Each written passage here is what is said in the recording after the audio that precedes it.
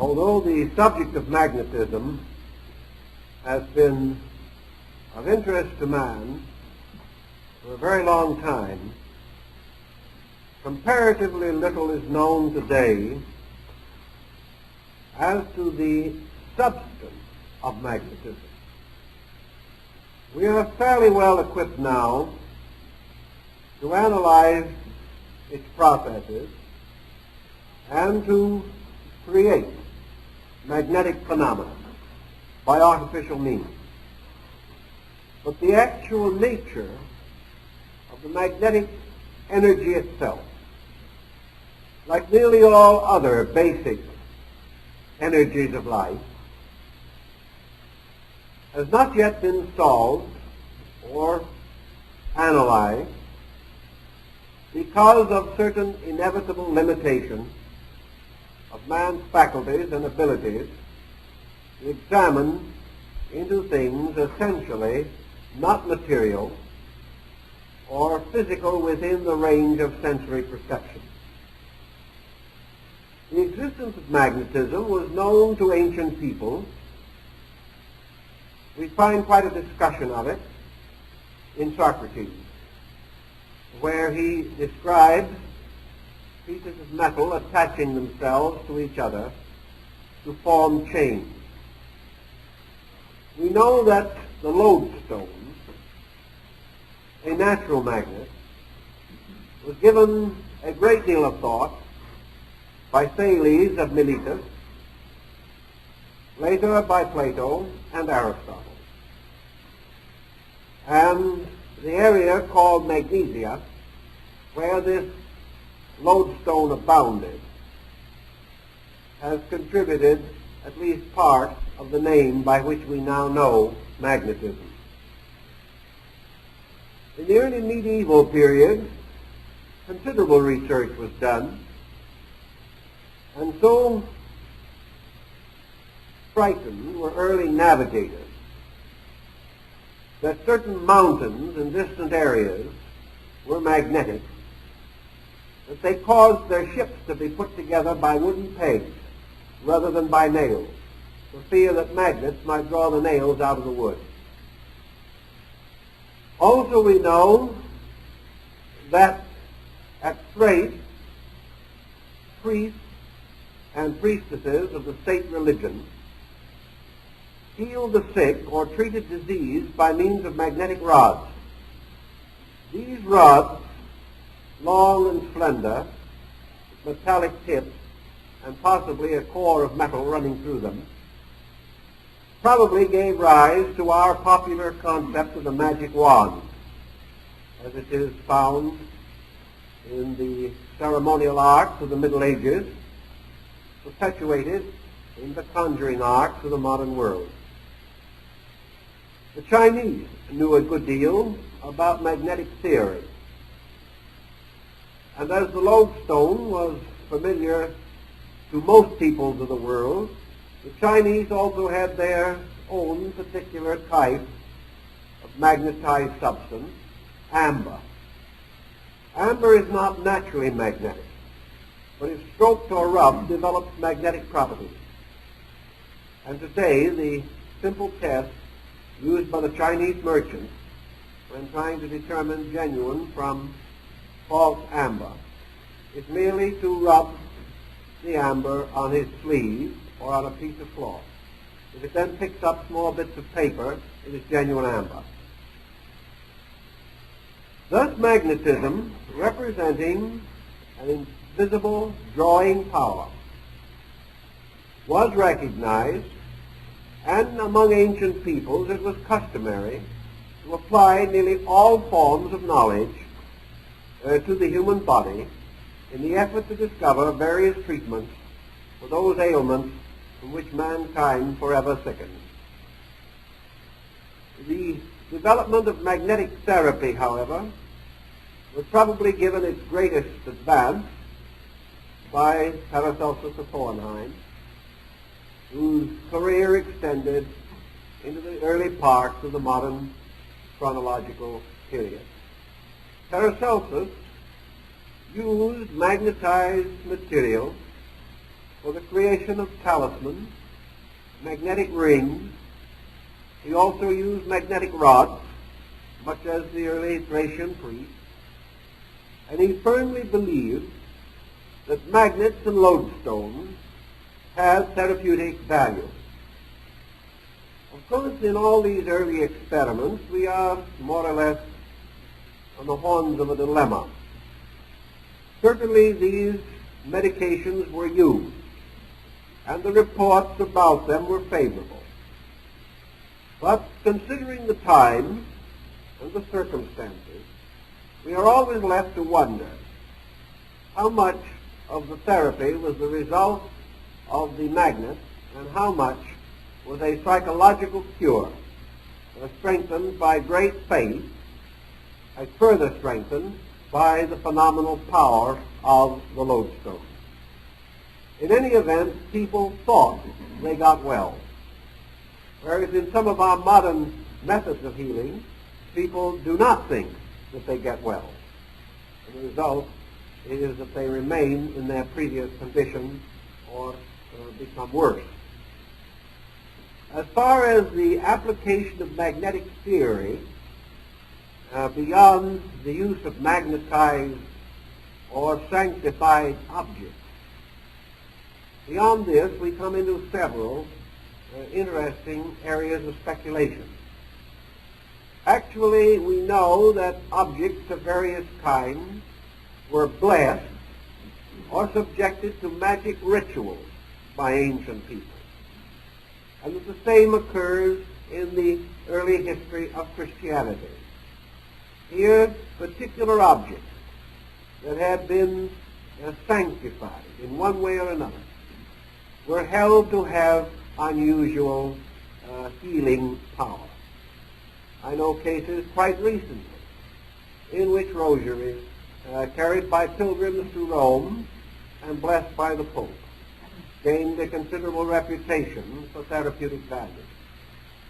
As we mentioned in an earlier discussion, the touchstones and touch coins of the kings of Europe also developed long and illustrious accounts of remedial effects resulting from faith or from some quality actually bestowed upon the object. We have no method at the present time of clearly determining the possibilities of causing objects to be impregnated with some kind of an electric effluvium or force.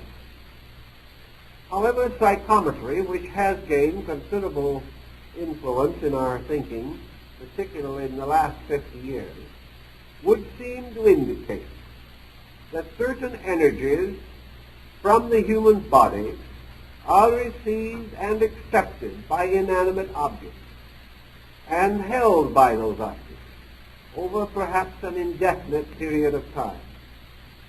This seems to be the only explanation for a wide variety of phenomena that have been described and reported not only among civilized people, but among primitive people, who would scarcely have had the ingenuity to invent so complete an account, merely from some passing superficial analysis. Thus, we may assume for our moment, for this moment at least, that there is a possibility that some kind of a substance or essence is imparted to objects or belongings which may have some permanent effect. The dog, for example, apparently is able to follow the trail of a person by the peculiarly advanced sense of smell which the dog possesses. Yet it is almost beyond credibility that the dog is guided in the pursuit of a person over miles of territory simply by the sense of smell alone. It seems as though the animal must have certain other instincts by means of which it gains an awareness or is able to pick up some kind of emanation beyond that which is within the range of the sensory perceptions of human beings. Also, the peculiar habit that Thomas Edison noted of dogs howling on the occasion of death, which seemed to have some bearing upon this. The dog was not of the family of the person who passed on. Merely the dog was in the locality or vicinity. And immediately on the moment of death, the dog began to howl, although it might have been a mile or two away. This caused Edison to begin to suspect that there was some kind of a free energy in space which carried records of events and occurrences, or there were faculties in man capable of picking up various changes and modifications in the magnetic atmosphere. All of these possibilities center around the existence of some force, some radiation from a person which does have a lingering effect or continuance in the places where that person has been and among the objects that that person has once possessed. Primitive magic largely depends upon the magician securing some object which has belonged to the person to be involved in the magic or witchcraft. This possession forms a link. What kind of a link? The only possible link we can imagine is that some kind of energy is in this material, and that this energy is still associated with the person to whom that object once belonged, by what Paracelsus calls sympathy. This is the same type of thing that is recorded in the case of the amputated leg, which was buried and in a box in the cemetery. In nailing the lid on the box, a nail entered the amputated leg. The person who had lost the leg felt the pain of the nail for several months, although he was not near the place where the member had been buried. But when the nail was removed from the little box containing the removed member, the pain in the invisible leg of the patient ceased, thus seeming to indicate, again, some sympathetic connection between the individual and some part of his own body that had been removed surgically. All of this can only come to one general conclusion, namely that there is some kind of an invisible field of energy, of magnetism, as it was generally called, and that the person could use this energy in various ways to affect his life under certain conditions. Also, as Paracelsus pointed out, that the energy of one person could be communicated temporarily to another person in the form of a sort of invisible blood transfusion, a mysterious process of contributing energy. Energy is life. Energy is the basis of survival. And among the old Orthodox Jewish families of Europe, if some loved member of the family reached the gates of death, the other members gathered around the couch of the very ill person, and each one offered some part of his own life to extend the life of the loved one. There are mysterious reports of the fact that this sacrifice was wonderfully accepted, that the dying person recovered, but that the one who gave him this life had his own length of years correspondingly shortened. Such energy mysteries and legends and fables are too common to be completely ignored. Yet, frankly, the average person today does not know what to do with them, cannot put them together into any kind of an immediately rational pattern. Today, in our rather materialistic world, scientific men are loath to consider such problems as the medieval concepts of magnetism. As we continue, however, to explore primitive medicine, which has become quite a fad these days, and we continue to send expeditions to primitive people to learn their healing methods, it is quite possible that someday we will run across such a body of evidence supporting the idea of magnetic healing that we will be forced to recognize the need for a thorough investigation of the subject. In the meantime, we will try to put together some of the concepts that are now held by minority groups, individuals or small groups who have experimented with this field or have restored as far as they could ancient knowledge bearing upon the subject. If a magnetic element exists, it can be derived from a number of sources. First of all, magnetism may be a free energy in space itself. In other words, the universe has its own magnetic field. These magnetic fields are in certain relationship to the organized development of nature. If the magnetic force exists at all, and the lodestone would seem to leave no doubt, then this force is useful. This force does not exist primarily merely to stimulate the wonder and awe of man. Magnetism, if it is a natural phenomenon, is an essential part of natural order. It has some use, some very important reason for existence. And this reason for existence is not exhausted by the localizing of this magnetic energy in lodestone or its stimulation in magnetic iron.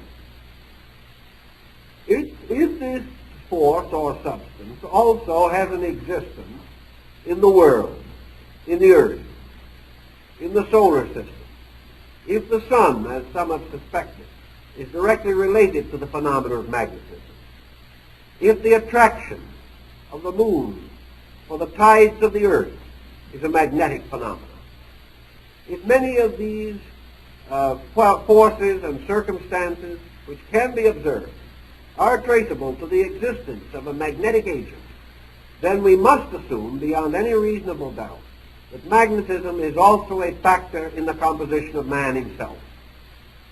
Man must use this force which belongs to nature, and from nature this force must pass to man to maintain some part of human function in the same way that it must contribute to natural function. The second possible thought in relation to this matter lies in the relationship between magnetism and electricity. We know that the electrical agent also exists. We know that there is a basic difference between electricity and magnetism. Some have suspected that what we call electricity is negative magnetism. In other words, that while we have had the general tendency to think of electricity as a positive agent and magnetism as a negative, it may be the reverse. And we recognize electricity because it is more obvious, whereas magnetism is actually more closely associated with the life and survival factor in the world of which we are a part. Also, we can say that magnetism, if it exists in man, must exist also in other creatures. The Egyptians were certain that there was a powerful magnetic field around the cat, and both the Egyptians and the Hindus believed the serpent to be peculiarly associated with magnetic force. In fact, among ancient peoples, the serpent was frequently used as a symbol of the magnetic agent itself. If every living thing has a life of its own, it is also very possible that this life has a magnetic factor. The trees are therefore endowed with magnetic attributes. That even the elements themselves have magnetic factors involved in their compounds. That chemicals are magnetic to a degree. That in some things magnetism is obvious, in others not obvious. but that magnetism may be part of the entire cohesive principle by which matter is brought into the organization we call form. Paracelsus suspected strongly that form itself is a manifestation of magnetic processes, and that the failure of magnetism in holding together certain basic elements of structure results in the decomposition or disintegration of bodies. Magnetism may also be regarded as having a connection with the human will. It is quite possible that man is capable of directing magnetic energy by the power of his own mind. This would be especially true of such magnetic currents as might exist within his own body. The person may therefore be capable of causing energy to move from himself, to reach out towards some other thing, to influence that thing, or to condition it in various ways, or to impart its own life to other forms in nature. The ancients assumed that this was possible, but they used rods or some physical connection by means of which the magnetism of the operator could be communicated to the subject or patient. The question now remains as to whether such magnetic connection is necessary. In our way of thinking today, it is not, and we are inclined to suspect that magnetic current can be determined or directed entirely by the will or the mind, and that energy can be propelled from us or from our own natures into space by intensity of thought, concentration, or meditation. Such thinking, of course, has always existed to some degree among Oriental peoples. Another possible source of magnetism, of course, will be magnetized substances, elements in nature which are peculiarly associated with this element, with this phenomenon. One interesting thing that I think we should bear in mind is the effect of magnetism on the atmosphere, and the atmosphere upon magnetic fields. This matter was explored some years ago in connection with earthquakes in Japan, where it was found that magnets were demagnetized a few seconds before an earthquake. This seemingly has other important suggestions for us. Shortly before an earthquake in South America, all the fish in streams and pools suddenly died. Just a matter of minutes almost before the earthquake, they began floating to the surface of the water dead. In another area, cattle that had been grazing in a certain locality suddenly broke into panic and fled the region. And within a very short time thereafter, the entire area of land which they had left broke off and fell into the sea. If they had remained there, they would all have died. As it was, no animal was on the area when it finally fell. Other examples will be the very notable effect of even small and minor earthquake shocks upon the hatching of eggs. An earthquake tremor so slight that it would not physically move anything except perhaps slight agitation will immediately kill eggs in an incubator. Yet if you take hold of the corner of the incubator and shake it much more violently, it will not injure the eggs at all. There is something communicated directly by the magnetic force of the earthquake. Now, various opinions have been advanced as to the cause of such possible magnetic association with earthquakes. One has been that the magnetism is generated as a result of the land motion. In other words, an earthquake occurring over a fault. The motion slowly begins underground with tremendous resistance, and that this very slow but powerful resistance motion may create magnetism, as in the case of the Chinese rubbing the amber on his sleeve. This might be a fairly good answer if we were sure that the earthquake in question arose from this source, but we are not at all certain of that. We are not at all certain that the origin of an earthquake is actually within the ground itself. We are beginning to suspect now that the earthquake itself is a magnetic atmospheric phenomenon. and that there is a discharge of static electricity, a discharge which, striking a fault, causes motion. This could well be true if, as in some instances, we find very strong evidence of magnetic effect or influence at a time when the most delicate instruments that we possess today show no indication whatever of any earth motion. It was originally held that the motion produced the magnetism.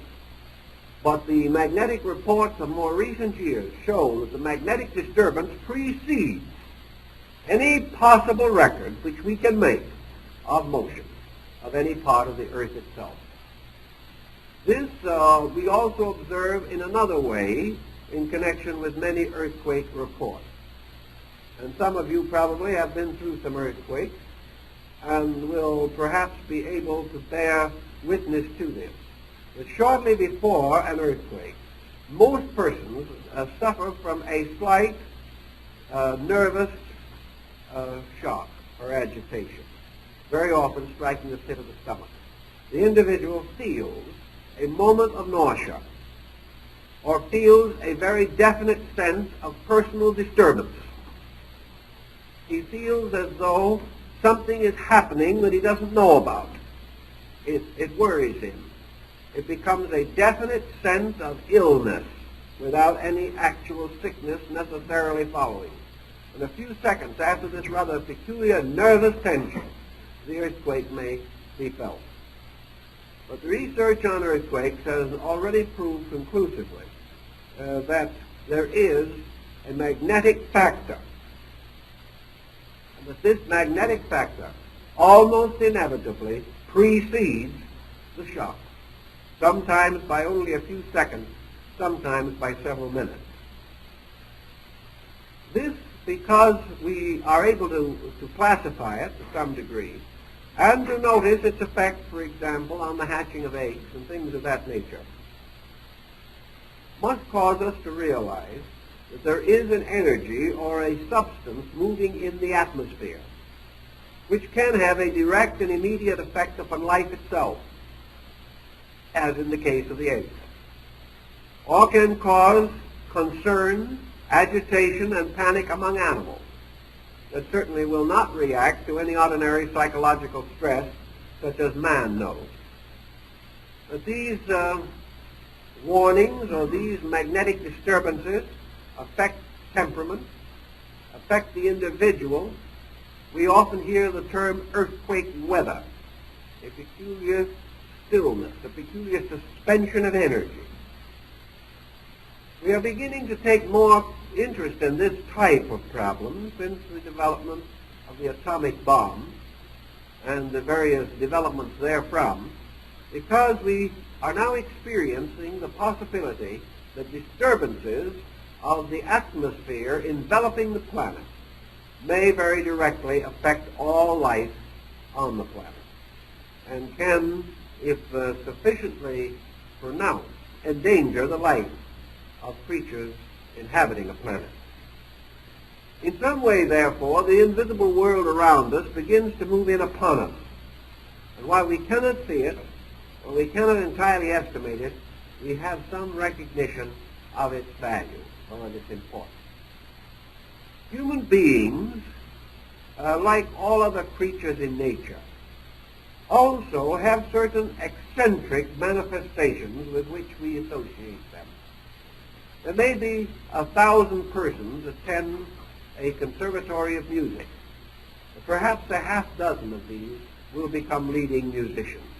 The others will become at best only satisfactory, and some will never be able to develop any advanced musical appreciation or technique. The same is true in sciences and art. And nature is continually producing exceptional individuals in various fields of activity. The history of the healing arts from the most remote times indicates that this is true, and that there have been persons at various times in history who seemingly have possessed extraordinary healing powers of their own. these individuals are capable of causing the sick to be improved by proximity to the healer, or by methods of the transference of some invisible or certainly intangible effluvium, which seemingly has the same effect as an advanced medication.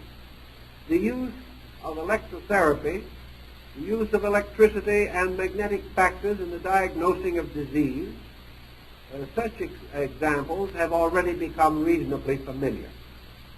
We know today that we are able to gain a far greater knowledge of the more subtle elements of diagnosis through the use of electrical equipment.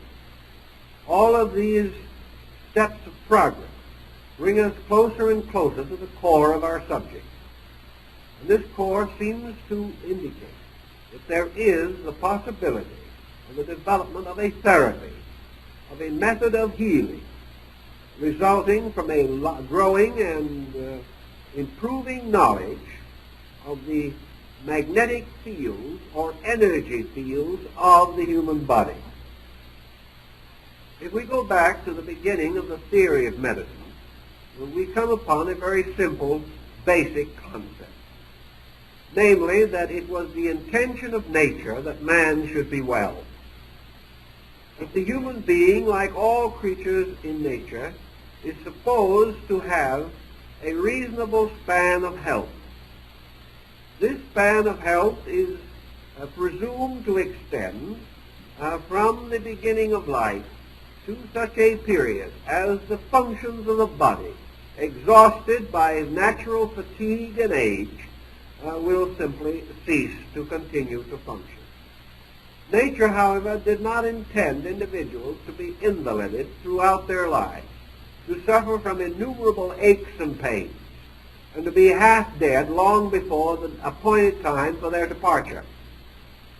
This continuous record of illness, infirmity, disease, and to some degree even accident, all of this together implies some ignorance, some misunderstanding, some disobedience in man, by means of which his natural allotment of health is impaired or actually destroyed. Nature's processes for keeping things healthy is to impose upon them an adequate system of circulation and ventilation. Nature is so balanced that if its processes are permitted to develop and function normally, that nature is continuously healing itself. The world will heal itself of any and all natural ailments that may develop within it. It has the mysterious power of restoring. It has the power of purifying its own atmosphere, of purifying its own water, and of gradually replenishing its own soil. The earth, if not abused, and its natural processes unbalanced by some interference, will move along in a comparatively healthful manner, maintaining the life upon it in a reasonable state of well-being. It is largely, therefore, man's unbalancing of the laws governing natural processes, man thrusting upon nature too rapidly an excess of problems for which nature cannot provide immediate solution. And the same thing happens within the individual. Nature intended this body to be a self-remedying structure within a reasonable degree of function. It expected that the body would recuperate from its own depletion, that it would restore and repair such common damage as might naturally come to it. And it is only when man's way of life or the circumstances of his living confront him with an excess of danger that the recuperative power of nature is inadequate. So the purpose of nature's construction in the beginning was that all things should have the remedy for their ills within themselves.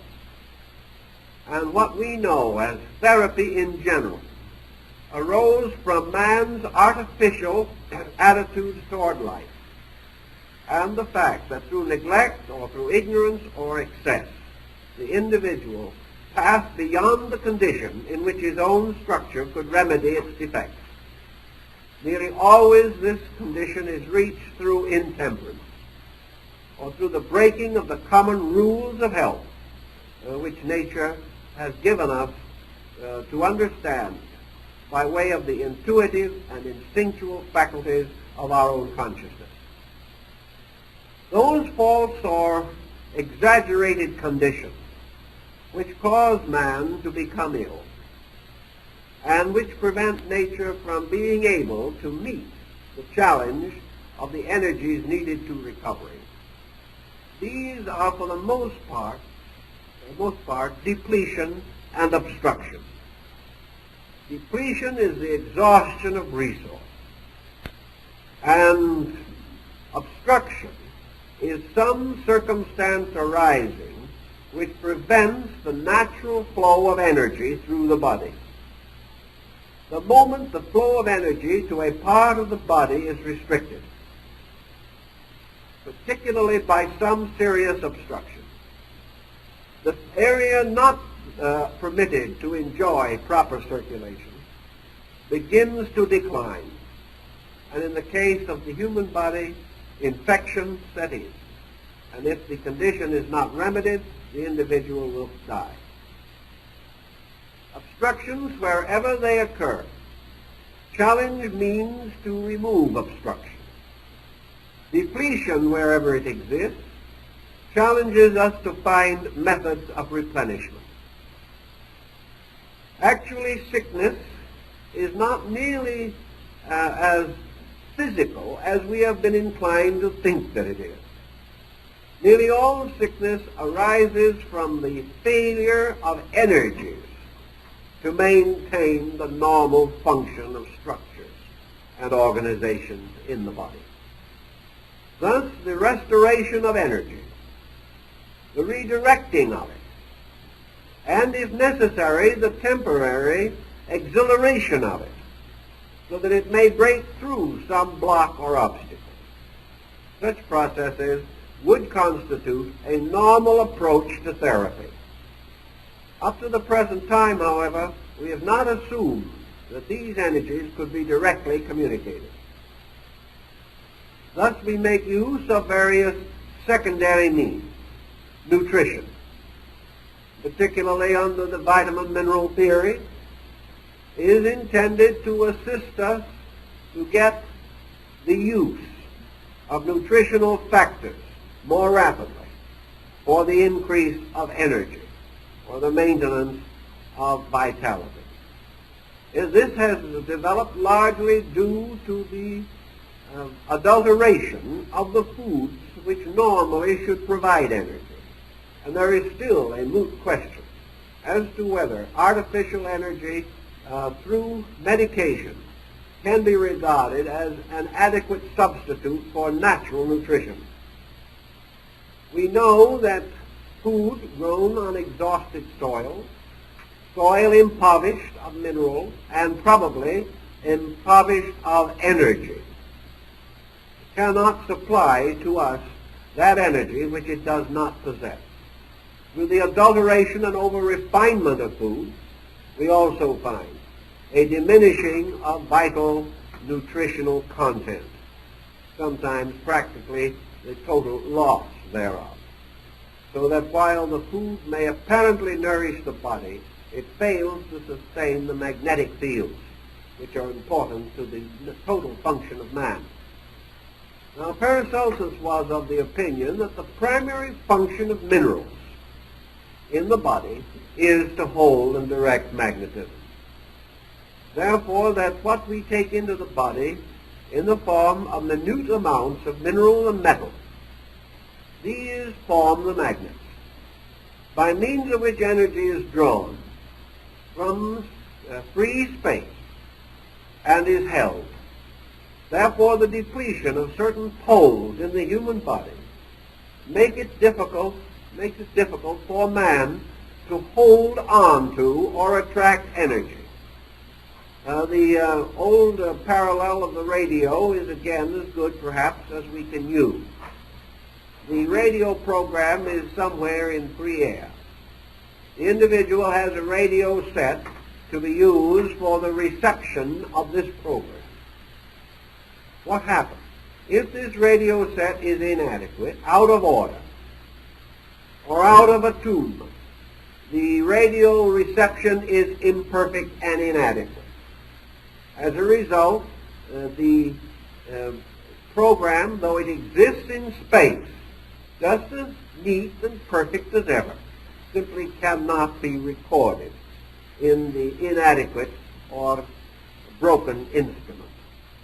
In the same way, although the energy necessary to nutrition is everywhere, it cannot be held unless the instrument to receive it is capable of tuning it in and capable of holding and distributing it. We have long held that most nutrition originates finally in solar energy, and that therefore what we call vitality is conditioned sun energy. We are now suspicious, however, that the problem is a little larger, that not only the sun, but many other parts of space and many other rays and energy fields affect man, pouring in upon him in a variety of ways, so that he is actually swimming continuously in a sea of complex energy.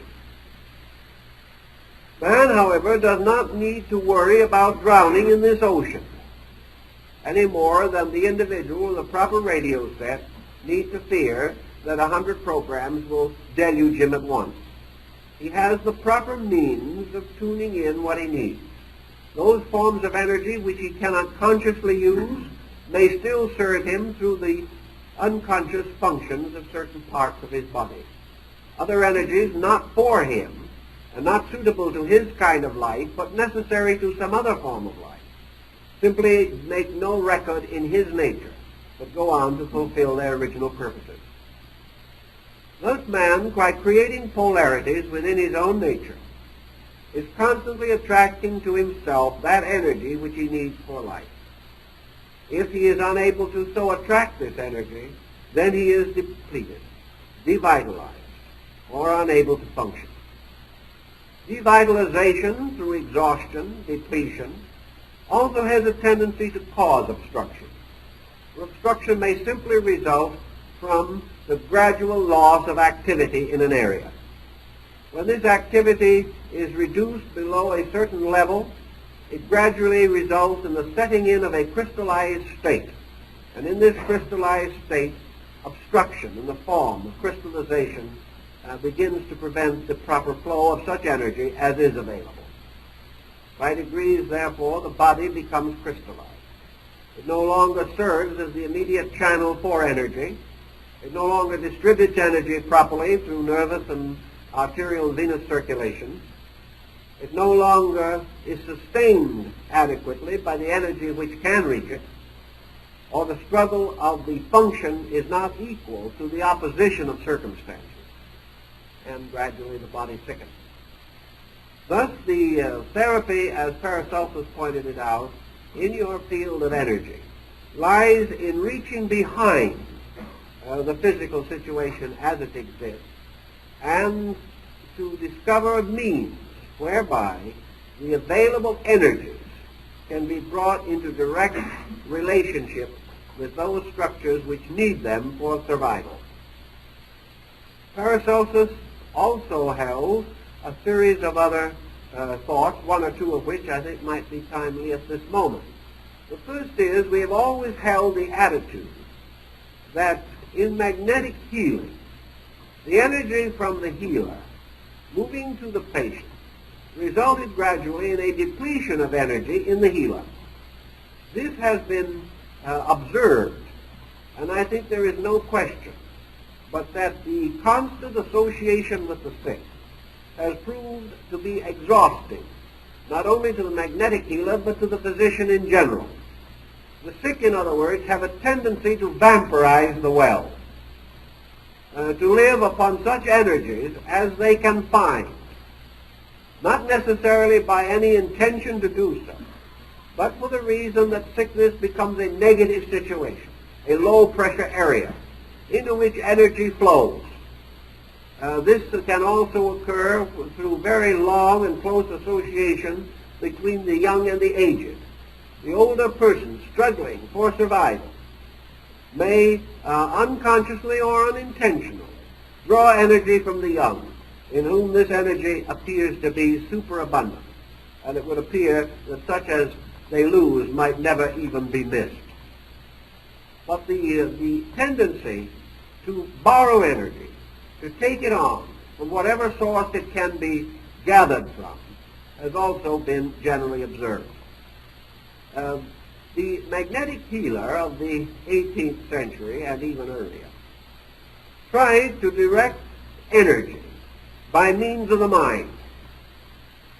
He used his own will as a method or an instrument to impel energy.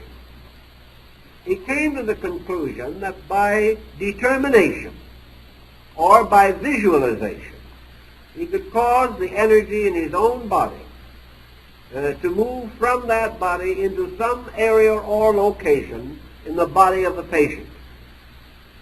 Thus he would will his own energy to turn and become a curative agent in the structure of someone else.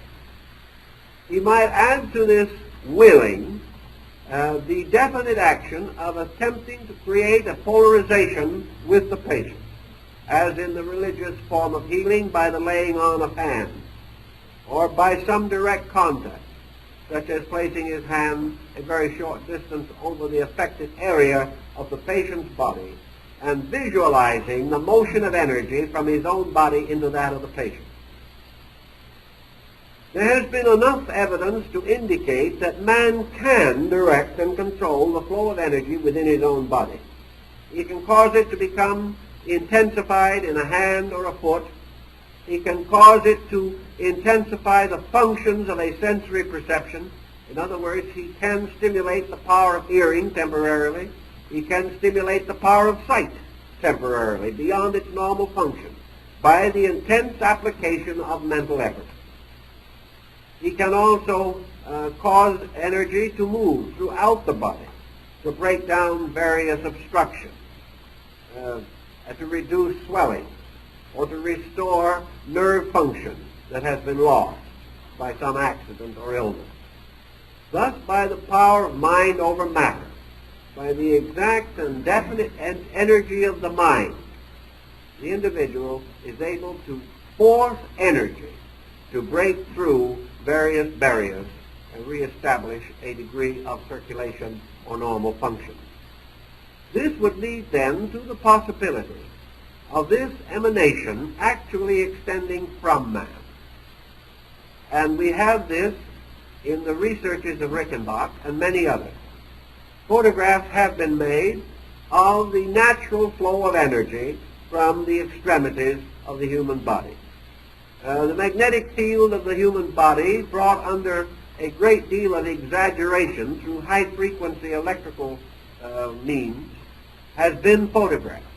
And it has been shown that the human body channels electricity and static energy along certain definite structure.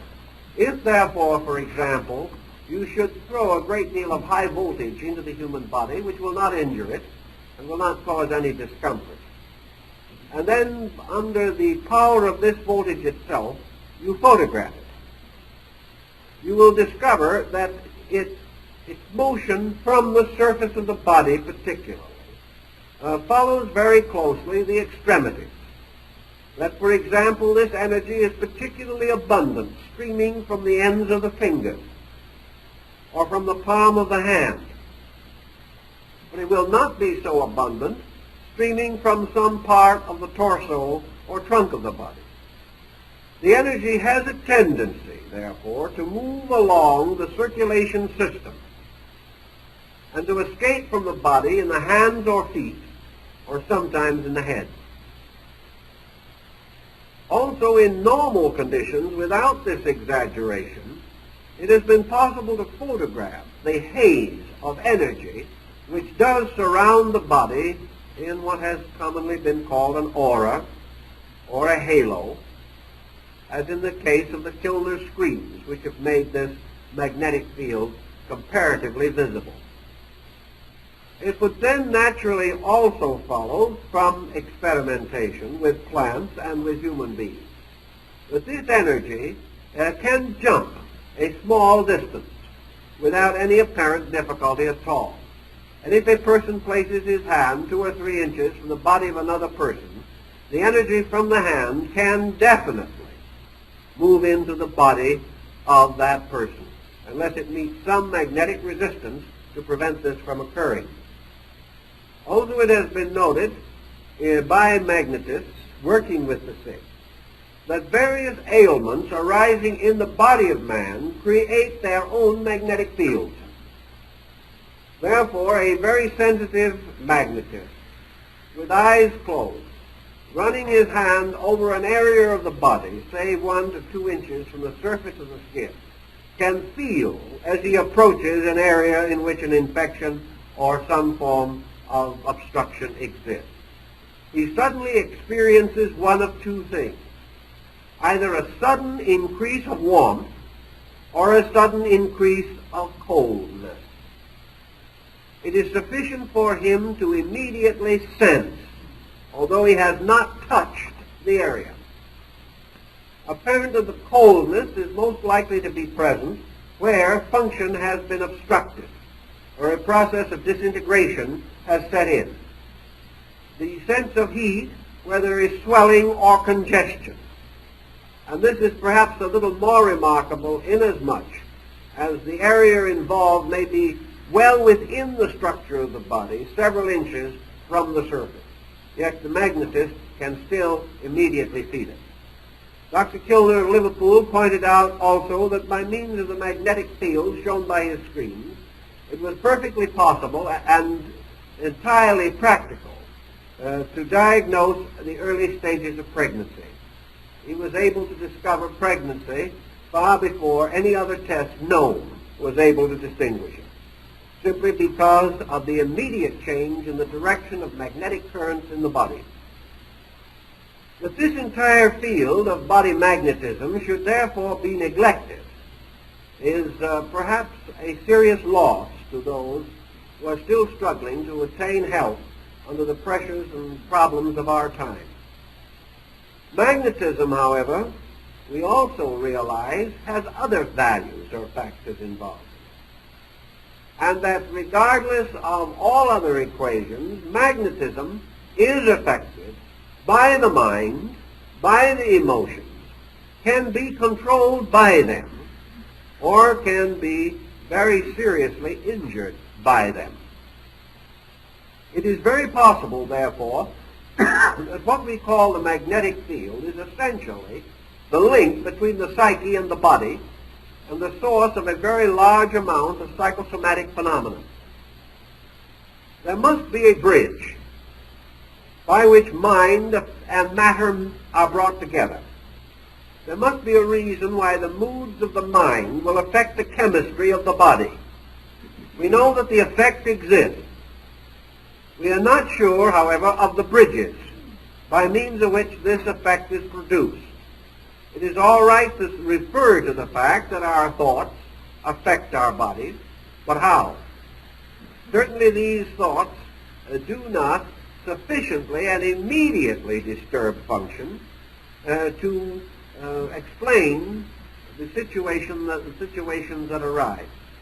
Researches with Kilner screens and with other elaborate electrical devices, including the polygraph used in criminal investigation, all these have proven conclusively that there is a psychic sympathy between mental, emotional function and body function. And that this psychic sympathy has a series of obvious poles of relationship and other poles that are not obvious. One of the most obvious, for example, is respiration. Another very obvious pole is the effect of mental and psychic stress upon the sweat glands. And another interesting and important link is the effect of mental and emotional intensity upon the cardiac rhythm, the action of the heart.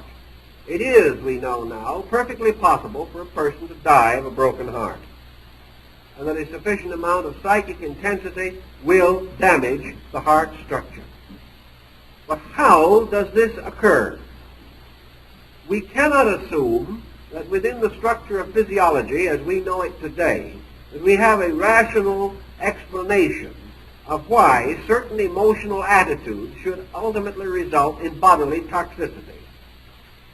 We must assume, therefore, that as the body is maintained by energy, and that this energy is variously differentiated, we must assume that in some way our attitudes affect the availability of energy, and that psychosomatically the various attitudes of man are associated with their symbolical equivalents in the body.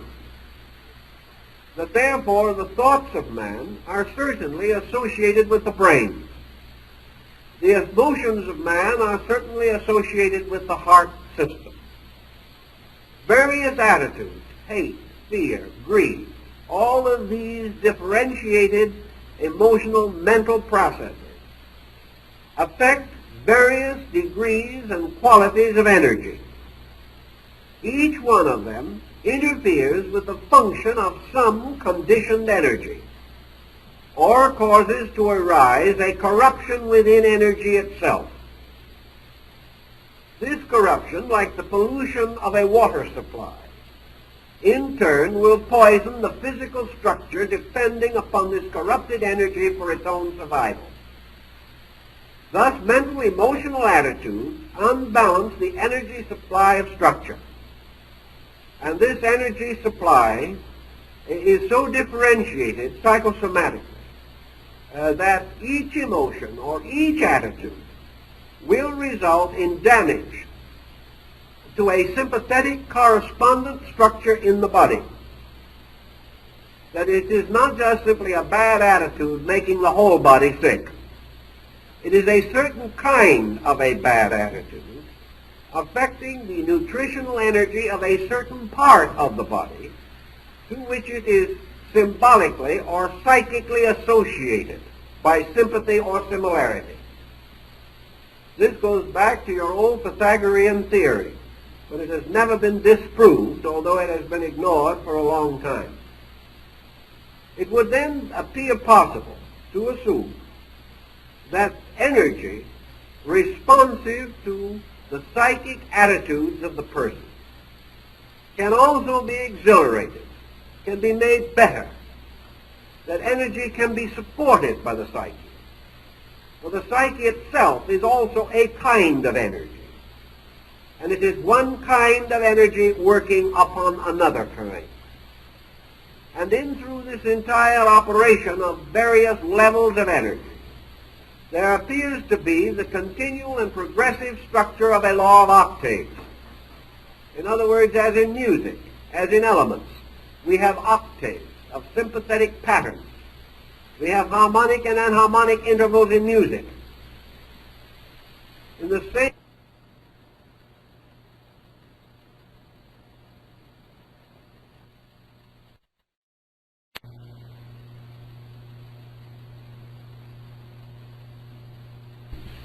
it is variously polluted before it reaches the body. Therefore, it comes to the body depressed and debilitated by the fields through which it passes. And if we have extreme psychic stress or exceeding emotional or mental tension, a large part of this energy may be drained off before it reaches the body, with the result that we have a physical fatigue arising from psychic stress. If the energy is unable to get through at all, or very little of it gets through, then we have physical exhaustion as a result of the dissipation of this energy in negative thoughts and emotions. If we are therefore concerned with health problems, we have this to consider.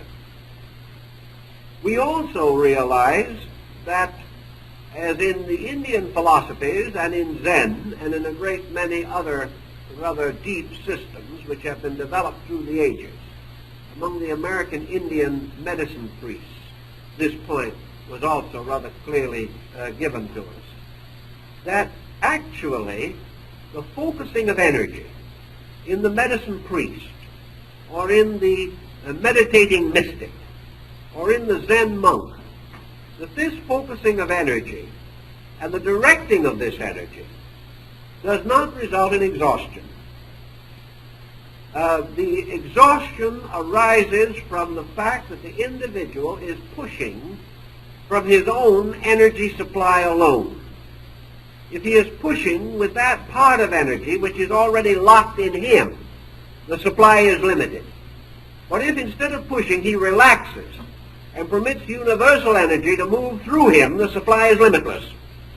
And he is in no danger of psychic fatigue as the result of the process.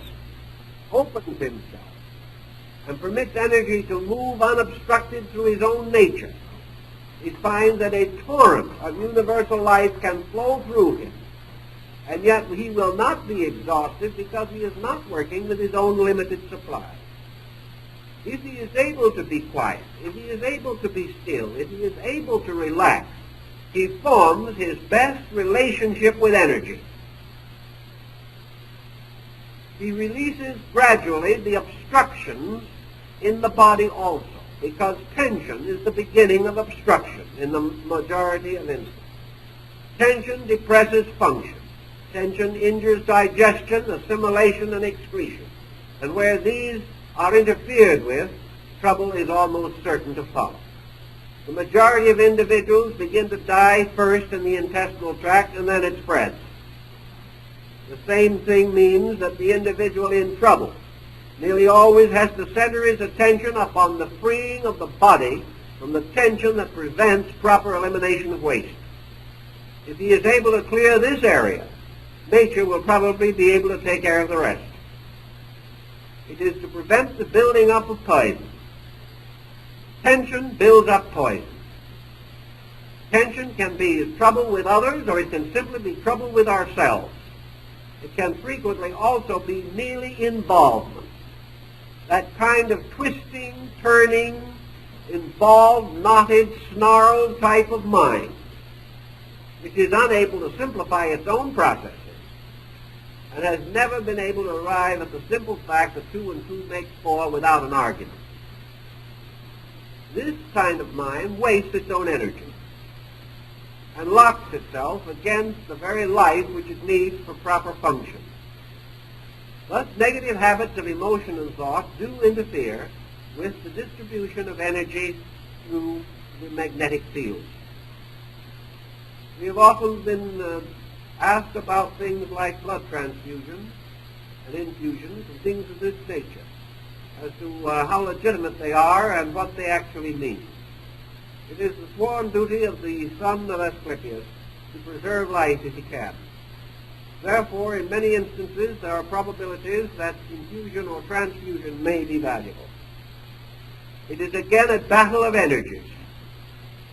But the energy in the blood, which is used for a transfusion, is separated from its source of life. Therefore, it must come under the magnetic field of the individual into whose body it is introduced.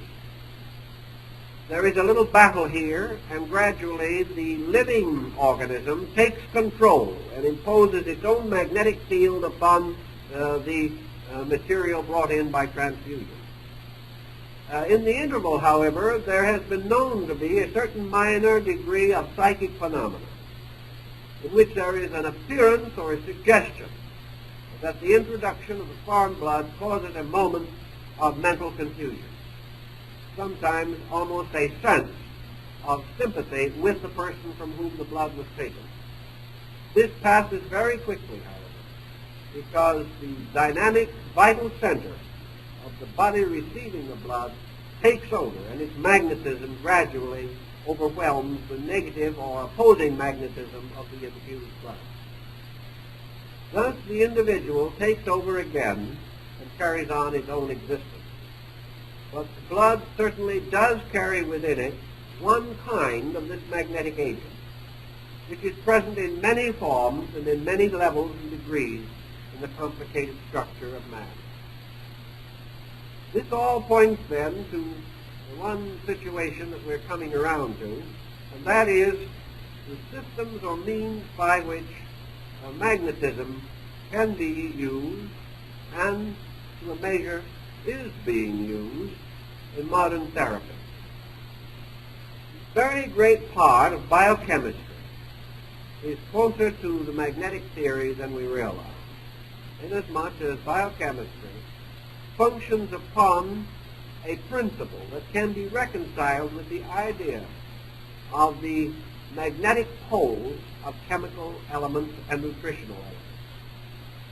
If we recognize that every time we take a certain form of nutrition into the body, we are setting up a magnetic field, we then realize, as has been known for a long time ago, that man does not live actually upon the physical food that he takes in. He lives upon the magnetic fields which are generated in himself by this food. He lives because certain types of magnetism are increased by the introduction of certain foods into the body. These foods become magnets, and the food elements and the chemical elements which they contain and the nutritional elements become centers which draw energy from space. Therefore, nutrition is actually the setting up of a system by which the proper energy can be drawn from space to nourish the individual. To develop this science, then, is really a form of space feeding. And in time, we shall probably derive most of our nutrition from space. It is only a matter of time when our present sources of nutrition will be inadequate. We are worried considerably concerning the gradual depletion of soil. We're using all kinds of synthetic and artificial means to restore the fertility and the richness of soil.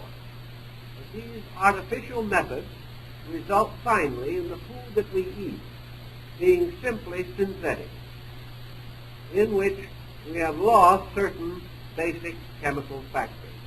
For example, you have, for instance, two types of a material that can be given to you in medication or nutrition. One is a genuine, naturally produced form. The other is a synthetically produced form, resulting from a careful analysis of the original and the complete reproduction of it by artificial means in chemistry in the laboratory. Working with these synthetics and with the genuine material, it is already not too soon to point out that the synthetics cannot be adequately regulated. The synthetic material contains every known element of the original, yet the synthetic material does not, in most cases, cause an identical reaction. The synthetic has something different. And as one biochemist who has worked for one of the largest pharmaceutical houses in the United States told me, he said, in the synthetic, there is always something different. And that thing which is different is nearly always in terms of something missing. There is something that cannot be reproduced, some intangible that cannot be added. And the theory of magnetism would assume that the thing that is missing is the magnetic pole. That man cannot artificially create this magnetic nucleus, which is behind every substance that exists. Now, science has been able to reproduce certain forms of this nucleus, but when it reaches a certain degree of complexity, they have failed to carry on. The moment we reach a degree of chemistry in which we transcend elemental processes and go on to the more highly advanced we suddenly recognize our own ignorance, our inability to add all of the factors or elements necessary to make the thing operate. Something is always missing. And this something that is missing in synthesis cannot be therefore contributed to the soil, to the earth, to the air, to the body of man. And man gradually will come into difficulty due to the starvation of certain essential areas of his magnetic field. Now, when an individual gets into a state of malnutrition physically, he generally strikes out desperately for food. And the same occurs when his magnetic field becomes erased. He must replenish it in some way. He strikes out to find the necessary media. And out of this, as it becomes a more generally accepted experience, must come the restoration of a study of pure magnetism, a restoration of man's recognition that he is dealing with an abstract and an intangible, but something exceedingly real and necessary to him. The depletion of the body and its magnetic pole brings man again into the presence of his religious experience. He finds himself, for example, perhaps locked in a very bad situation relating to health. He is locked probably, at least to a measure, by habit mechanism. He is locked by a complex which he is unable to escape. Now, this complex may not be any different from what it appears to be in the lives of other people, but certain persons react in one way and certain in another way. And in any particular instance, a complex situation, mental or emotional, can produce extraordinary physical complications. Thus, the person, locked psychically, locked magnetically, begins to reveal the physical symptoms of psychosomatic ailments, similar to the causes which are operating in his own life. We might wish to assume that these causes do not operate, but they do. And we may be the best intentioned individuals in the world. We're trying so desperately hard to be wonderful about everything. But at the same time, with all our wonderfulness, we are still pretty nasty about some things. And we have a long time getting over it. We may be so sincere and devout that it looks as though we're just about ready for heaven. But we've never been able to control a gossiping tongue. We've never been free from prejudice. We still flare into jealousy. And we're fine until something goes wrong, and then we're not fine anymore. We simply cannot control these things.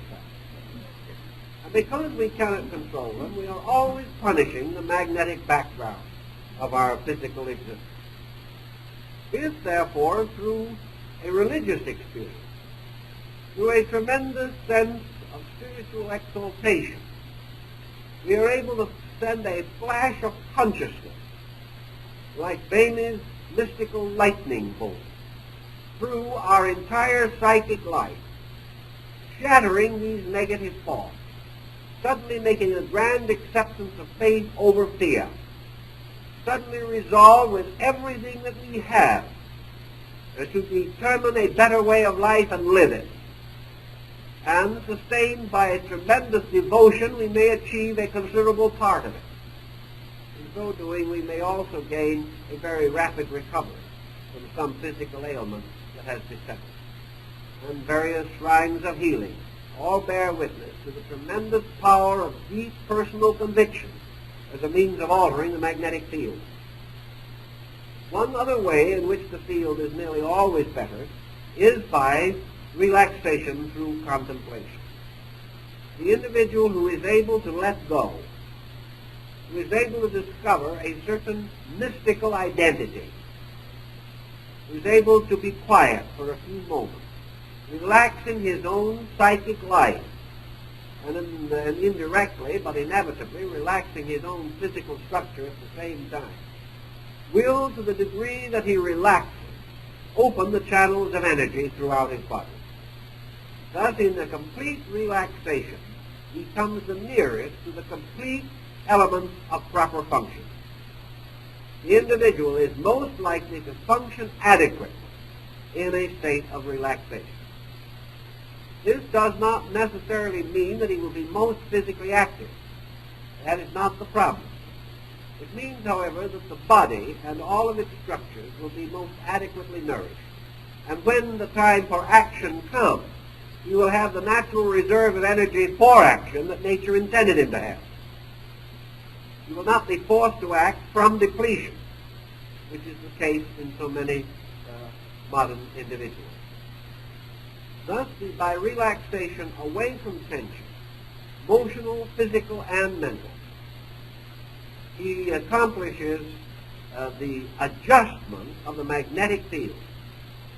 And you will perceive in the magnetic experiment that the directions of these currents change, that the intensities of their vibrations change, that they also have a certain chromatic scale, and this likewise changes. And there have yet to be a number of experiments showing the relationship between magnetism and sound, and that it is perfectly possible to hear the changes of magnetic energy by means of delicately constructed instruments. You can hear sickness and health. You can actually listen to the remonstrances of a peptic ulcer. You can listen to the aggravation of an overtaxed liver.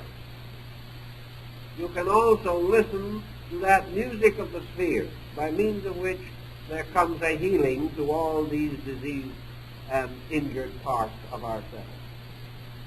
We will ultimately discover that every vibratory instrument that we know can be used to create a sympathetic reaction to the magnetic field.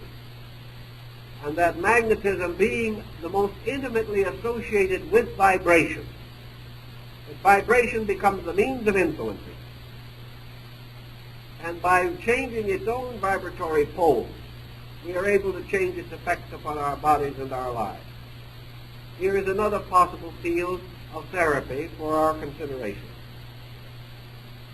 Another type of therapy that is gradually developing along magnetic lines to at least a partial degree is the study of psychosomatic dream patterns. We will ultimately find that there is a strong relationship between magnetism and dream form. Magnetism is the subtle stuff that dreams are made of. Magnetism is the material of so volatile a substance that it can be instantly molded and shapen. In order for a dream to be perceived, even by partially awake inner faculties of vision, it must have some organic structure in consciousness.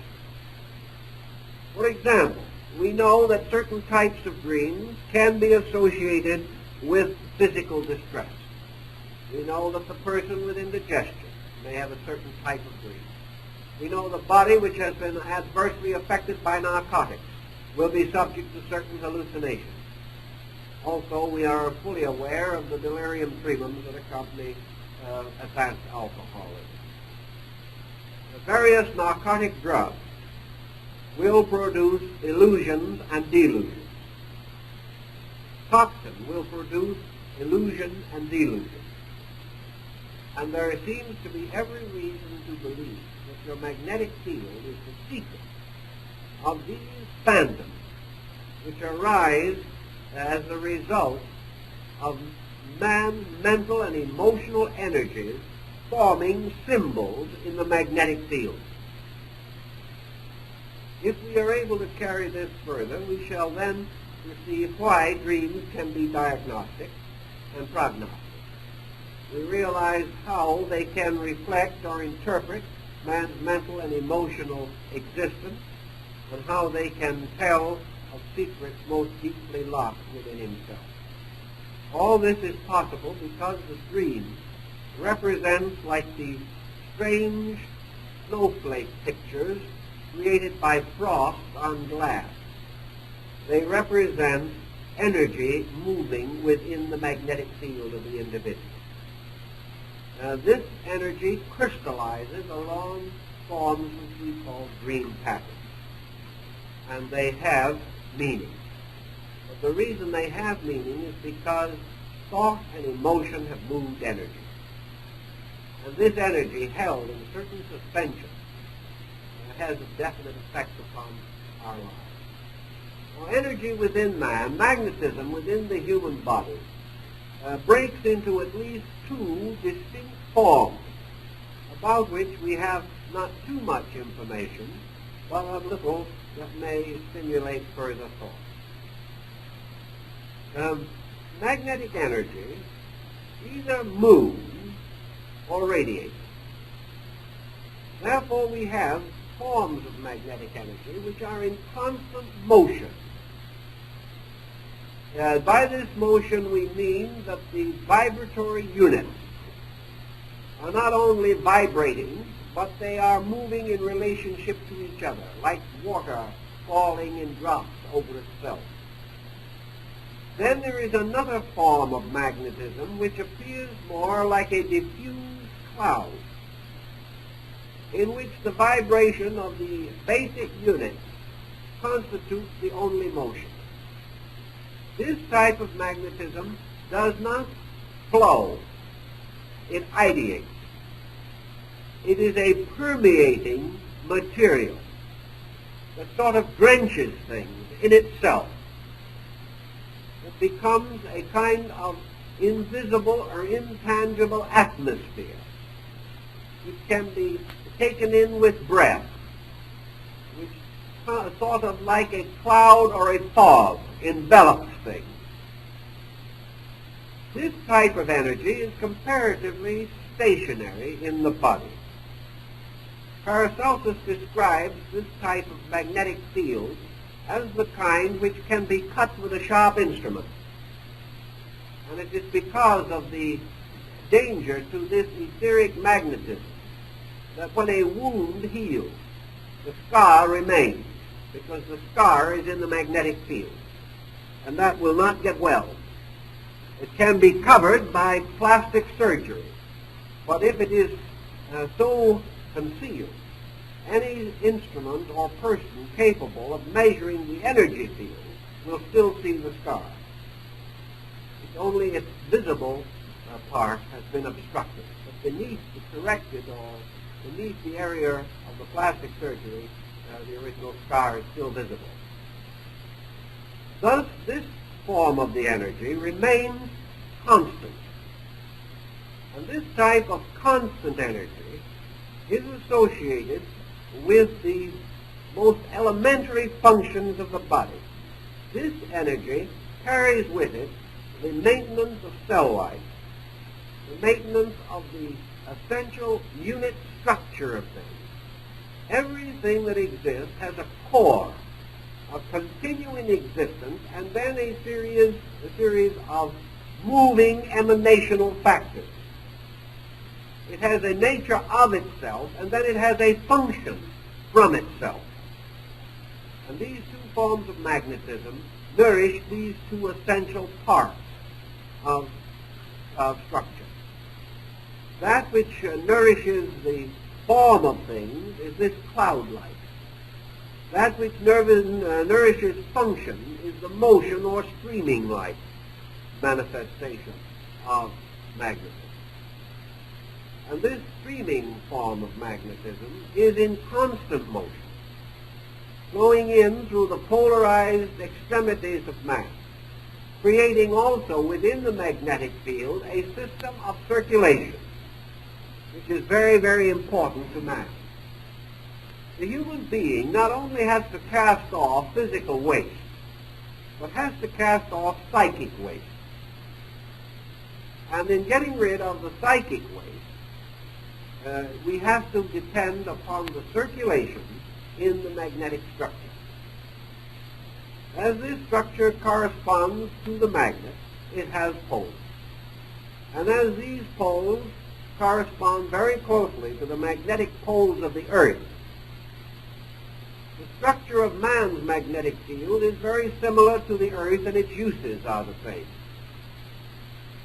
We will finally realize that the poles of the earth, bound into the magnetic processes of the planet, are the basis of the processes of digestion, assimilation, and excretion for the planet itself. It is because of these poles that refuse matter cast off from the planet is finally returned to free space, and also through these poles, the magnetic energies from outside of a planetary field, in this case from the solar field, must return into the planetary magnetic body. So that in this case, the magnetic field functions somewhat like a pair of lungs. It has a double duty. First, to draw in air and circulate it through the body. Then to gather up waste and exhale it out again. In the magnetic field, the energy of the universe is drawn in through the positive pole of the magnet. And the energies wasted, torn down, broken down, the refuse of function. These elements are cast out through the negative pole of the magnetic field, returning again to space, which becomes like the vast ocean, the purifier of all the streams that flow into it. The same occurs with the magnetic field of the individual. This field draws in its own magnetic nutrition. For while the body helps to set up poles for magnetism, the magnetic body, like the physical, has its own sphere of nutrition, must depend upon this sphere, and must in turn contribute something from this sphere to the maintenance of the material body appended to it. It's the same problem exactly as man's mental and emotional life. These forms of life do not depend upon the body. Yet man's mental and emotional life will affect the body. And the body is unable to resist the effects of those structures which are superior to itself, and which they have, therefore, the absolute power to dominate the body. But as the mind and emotions must have their own food, their own circulation, their own distribution, and their own elimination and excretion, so the vital body has this, and so the physical. The magnetic field, therefore, must clear itself of its own waste. It must, to a degree, support its own nature and the nature of the physical body, and it must form the bridge by means of which the psychic nature communicates with the physical body. For each body or structure that exists not for itself alone, but serves as an instrument between two other bodies, or two other natures. Even as man is not as an instrument complete. For while the human being as a totality has a life of its own, man has also another destiny. That is, he must serve as a mediator between the universe of rational and reasonable principles and the material world in which he lives. Therefore, through man, reason, wisdom, and understanding must be released upon the planet which he inhabits. He is therefore a bridge between an invisible principle and a material world. And energy is the same. Magnetism is a bridge between man's superior nature and his inferior nature. But this bridge is alive, having a nature, quality, and destiny of its own, although it is at present involved in the composite constitution of man. Thus, the development of magnetic theory of medicine is primarily and must be primarily concerned with the conditioning of the magnetic instrument itself. The body cannot directly connect with this instrument. The body of man cannot, of its own will and purpose, affect the magnetic field. The only way it can influence the magnetic field is through the mental and emotional power, which is superior to body and also superior to electrical energy. Thus we will say that a bad habit of the body cannot affect the magnetic field, but the bad habit of the mind, which caused the bad habit of the body, can affect the magnetic field, because the mental habit is higher and more positive than the magnetism. The mind and the emotions, being superior to energy, are able to control it. Therefore, any mistake in the psychic life will affect the energy field, but a mistake in the body will not. The only way in which the mistake in the body can affect the magnetic field is by a physical accident or the loss of a member. Actually, the psychological stress, therefore, which depletes man, comes into the body from the mental and emotional life. And these mental and emotional pressures resulting in bad physical habits, it would appear that the physical habit is making the sickness. But it is not the physical habit. It is the psychological attitude causing the habit that is destroying the magnetic balance. Thus, if the individual is angry, and in the course of his anger he has a stroke, we might think at first that this stroke represents the body blocking energy.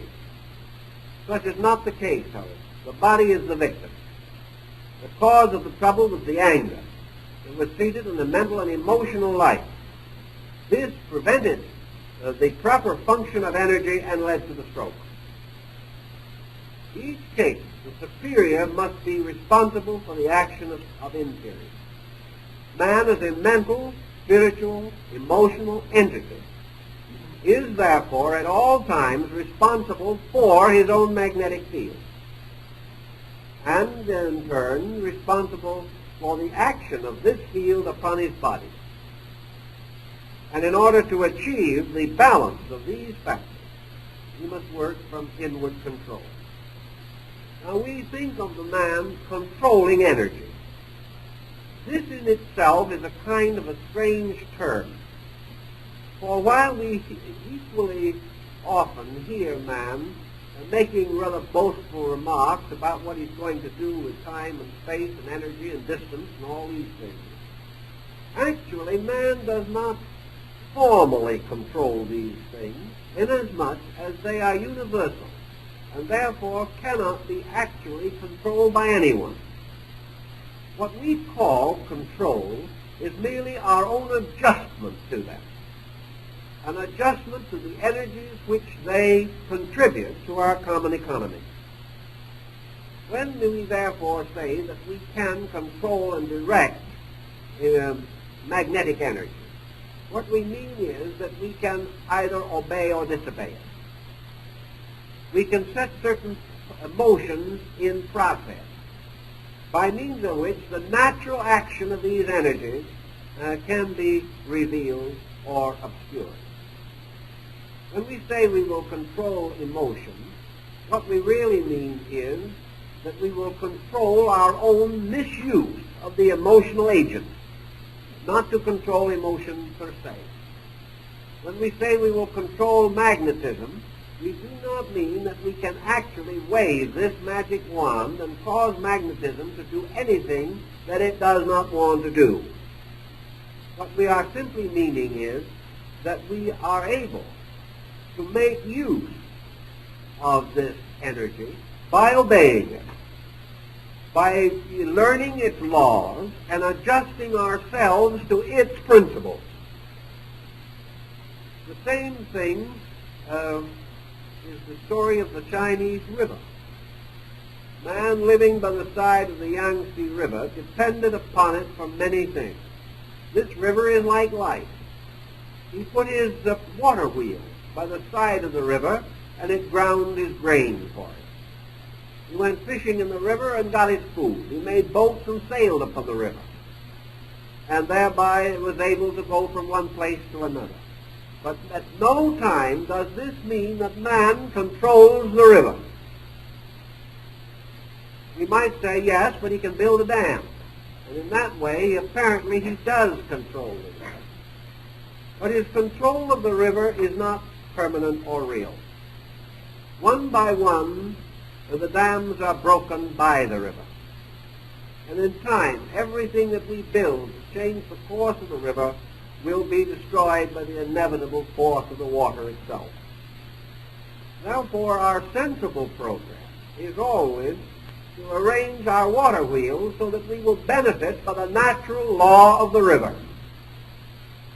And control means this.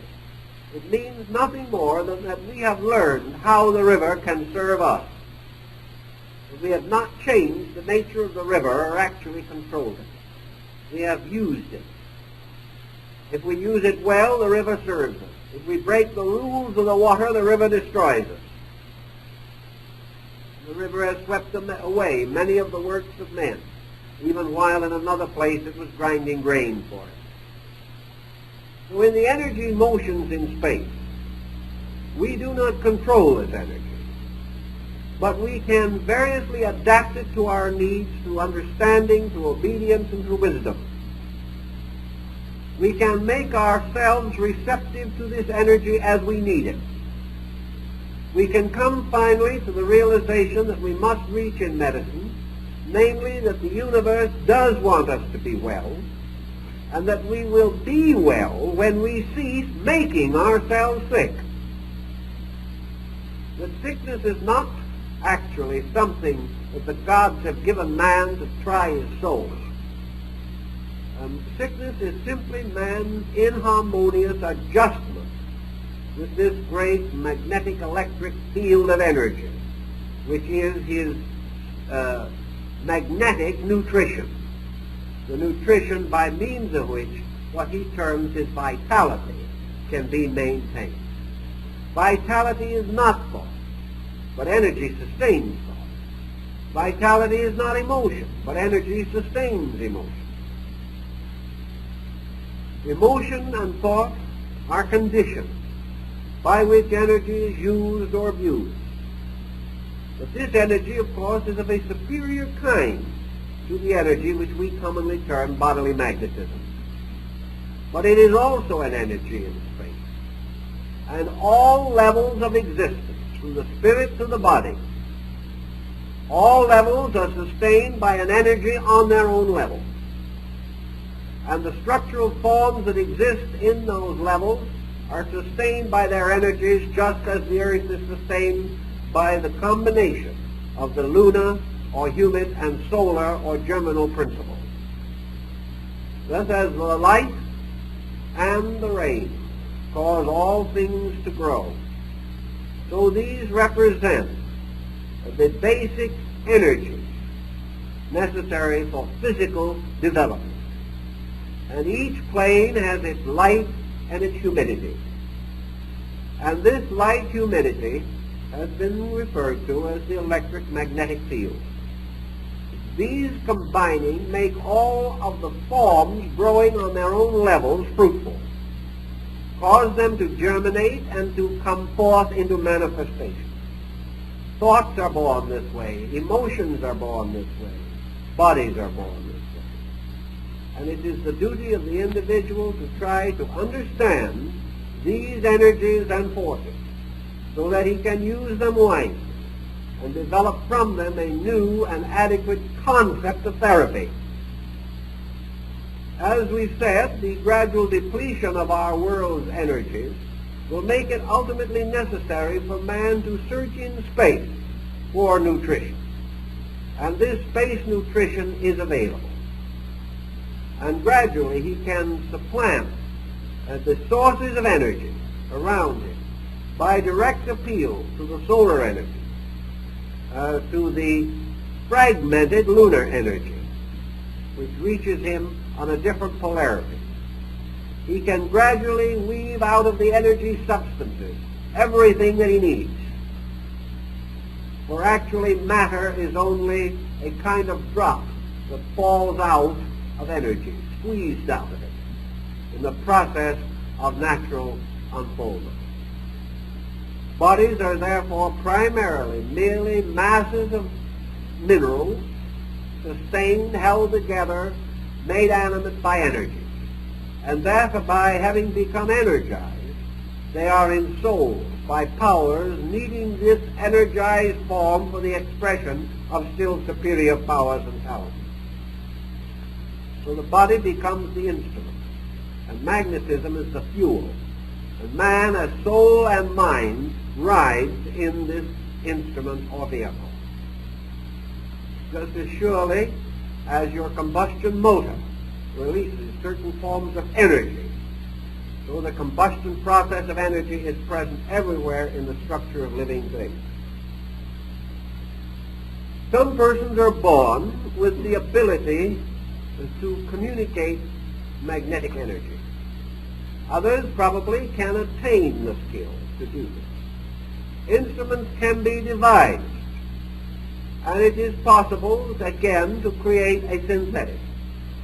It is possible for man to create, by his knowledge of electricity and electronics in general, a synthetic instrument for the production of the magnetic energies necessary for life. But the question is going to be, what will be missing in the synthetic? This can be very, very important, because that which is generally missing is the subtle part. And the subtle part is that which is least evident and most important. Now, in the concept of the creation of a magnetic field by artificial means, by a synthetic, what might be the element most likely to be missing? That which is the most abstract and abstruse, namely the element by means of which mind, emotion, consciousness are able to ensoul the magnetic field.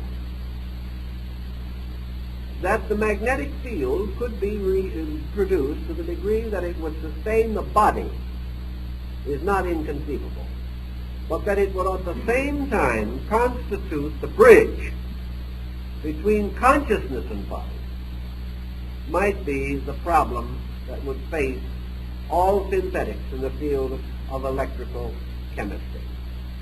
The difficulty in finding out the nature of this link. If such a condition should arise, we might then gradually find that man's relationship to body would be slowly broken. Not immediately, probably, because his own natural energies would sustain it for a considerable time, but in the course of 500 or 1,000 or 10,000 years.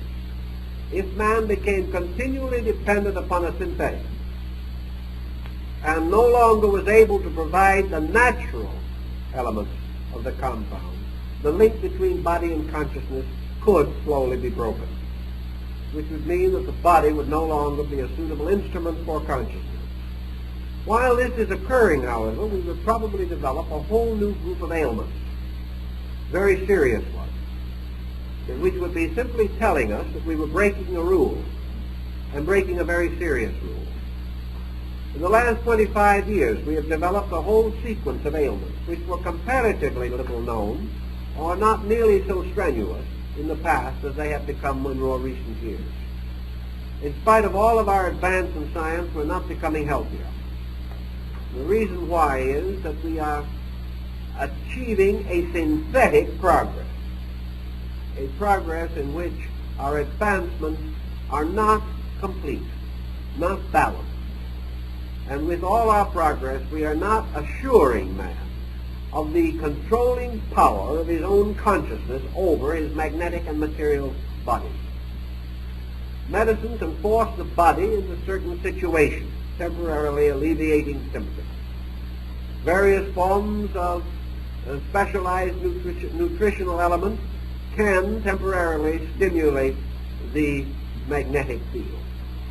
But unless these processes are in exact harmony with nature, unless finally all science becomes the handmaiden of nature, unless every process is an exact and identical replica of total nature, we cannot be sure of the result. Because nature is a very wonderful and mysterious compound of circumstances. And man is a product of the involving processes of countless laws, many of which he knows nothing about. Consequently, it is always dangerous as man's various developments cause him to move away from nature it is always dangerous because it removes him from the harmony of the relationship of magnetic nutrition and physical nutrition. He can bluff his way to the maintenance of his physical existence, but he cannot bluff his magnetic field. He knows no way of influencing it, no way of changing its force, no way of commanding it to obey him. And he has developed as yet no synthetic which will supply it with the energies which it requires. Therefore, if he breaks its rules, he is bound to find an increasing pattern of physical discomfort and disorder. This usually precedes discovery, for man, becoming gradually aware that he is making a mistake, begins to concern himself with finding out what's wrong. And it is very well possible, with the direct thinking that we have today, that in a few years we will begin the research of this magnetic equation. In fact, in a way it is already being done, but that the work shall spread is not at all unlikely, and that ultimately we shall realize that this is the next step in the vast unfoldment of the problem of nutrition, which will be forced upon us by the problems that we are now facing, and still more so by the population problem that lies ahead. We must solve the problem of how we are sustained as living creatures. And to solve that problem, we must analyze and understand the principle of magnetic nutrition. When we understand that, we will be much safer than we are today. In the meantime, not being in full possession of the facts, the one thing always to remember is, when you want to help the magnetic field to function best, relax. Try to prevent false tensions from exhausting energy and make yourself receptive to life. This you can often do and find it brings a quick relief from special fatigue. In fact, that is one of the secrets of sleep, but it is also involved in man being able to live every day in a relaxed rather than a tense state. Tension locks the field from the physical body. Relaxation opens the contacts, and helps us to live in a more healthy way. Well, time is up, so it's now all time to go home and relax.